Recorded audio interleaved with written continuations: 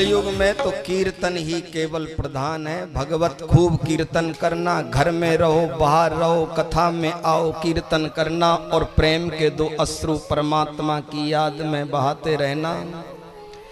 परमात्मा आपको अपना बना लेंगे। जगत से क्या प्रीत करनी है, अब तो जगदीश्वर से प्रीत करनी है। तो मैं निवेदन आपसे कर रहा था, तो कलयुग कहता है महाराज परीक्षित को भक्ति करनी है, केवल नाम जपना है।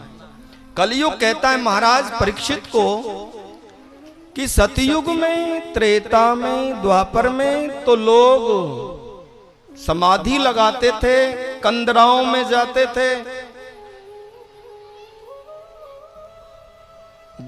घर का त्याग करके वनों में जाते थे। लेकिन मेरा युग तो ऐसा है कि घर में कीर्तन करते ही मैं मिल जाऊंगा।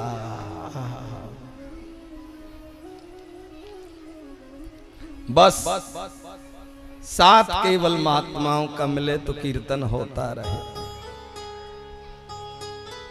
तो महाराज परीक्षित बोले फिर ठीक है। तो कलयुग ने कहा तो फिर रहने के लिए स्थान बतला दीजिए, हम मुझे कहां जा करके रहना है, तो वो स्थान आप बताइएगा।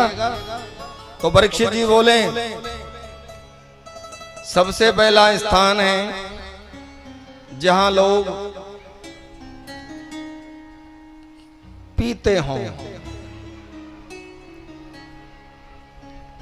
मदिरा का पान करते हों, पीते हों, उस स्थान पर जाकर के तुम रहिएगा। लेकिन हम तो ये कथा तो उत्तराखंड की पावन भूमि पर देव भूमि में चल रही है, यहां थोड़ी ऐसे लोग रहते हैं। हाँ, ये तो देव भूमि है, बड़ी पावन भूमि है।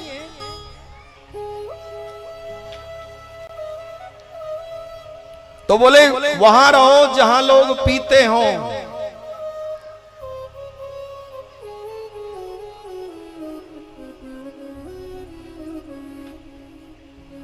और भी यदि पीने का ही शौक है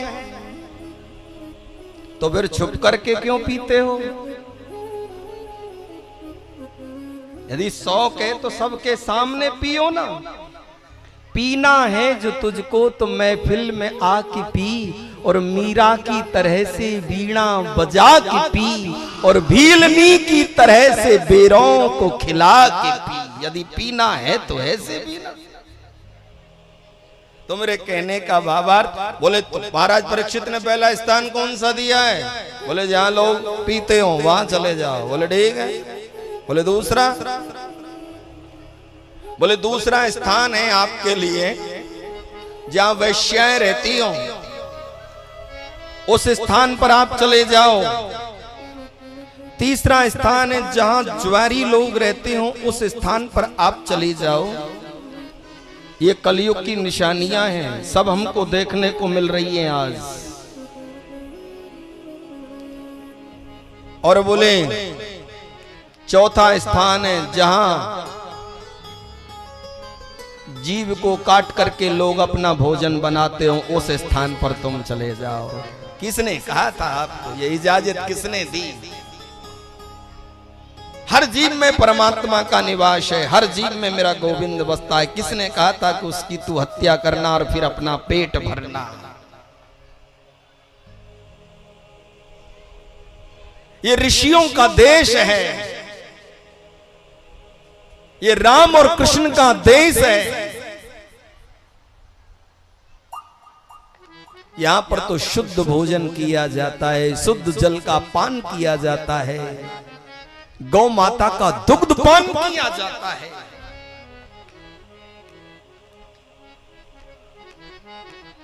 लेकिन धीरे धीरे जो हमारी संस्कृति है ना, वो मिटती जा रही है। इसीलिए तो महात्मा लोग संस्कृति को बचाने में लगे हैं। हम और आप क्या बचा पाएंगे? ये महात्मा ही बचा पाएंगे। तो संत महात्मा लोग ही संस्कृति को बचाएंगे, इस सनातन को बचाएंगे।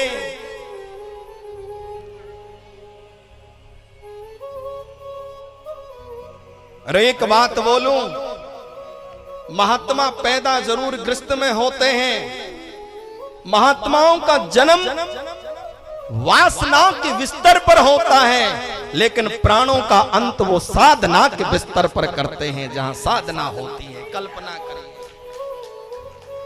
तो मेरे कहने का भावार्थ आप लोगों से निवेदन ये है कि यहां कलयुग ने जब ये सब बातें जो है क्या रखी, परीक्षित जी ने रहने के लिए स्थान बता दिए, तो वो कलयुग कहता है कि ये तो सब सही है, आपने 4 स्थान मुझे बतलाए जहां मदुरा का लोग पान करें, ज्वारी लोग जहां रहते रहे। बिल्कुल ठीक बात है, वैश्याएं जहां निवास करती हो, जीव को मार करके जीव का जो भक्षण करते हो, वहां ये 4 स्थान आपने बतलाए हैं। बोले और भी कोई है? तो महाराज परीक्षित कुछ हो सकता है थोड़ा शीघ्र बोले होंगे, तो उन्होंने कह दिया कि तुम सोने में जाकर के निवास करो, जो स्वर्ण है उसमें जाकर के विराजमान हो जाओ। तो वो कलयुग हंसने लगा, बोले ये स्थान अच्छा है। अब कथा में बैठे लोग यही सोच रहे होंगे कि महाराज यदि स्वर्ण में कलयुग का वास है तो आप तो 3-3 डाले हैं, यदि है जी नहीं। धातु नाम अस्मिन कंचन, इसको हिरण्यगर्भ कहा गया है, सोने को हिरण्यगर्भ। बात को समझना, इसलिए आज मैं धीरे बोल रहा हूं थोड़ा। स्वर्ण को कहते हैं हिरण्यगर्भ।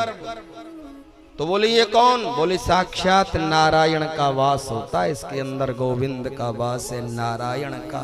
तो बोले परीक्षित ने जो दिया वो, बोले परीक्षित ने जो दिया कलयुग उसमें वास करेगा। जो पैसा अधर्म से पाप से कमाया है और उसका स्वर्ण तुमने लिया है, उसमें कलयुग का वास है। शुद्ध जो धन आपके पास है, शुद्धता से धन कमाया है, पवित्रता से जो धन कमाया है, वो स्वर्ण यदि आपके पास है तो उसमें कलयुग का वास नहीं।